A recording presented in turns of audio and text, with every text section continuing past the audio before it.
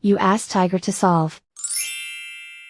This deals with linear equations with one unknown. The final result is W equals 41/16. Let's solve it step by step. Simplify the expression. Expand the parentheses.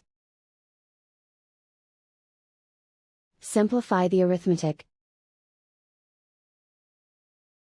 Multiply the coefficients. Expand the parentheses. Group like terms.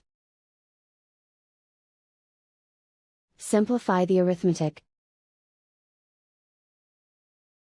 Swap sides.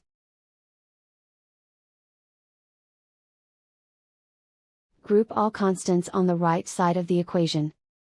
Add 10 to both sides. Simplify the arithmetic.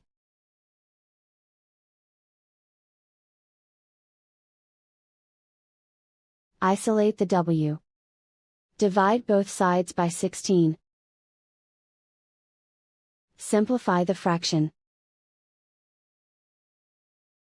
And so the final result is W equals 41/16.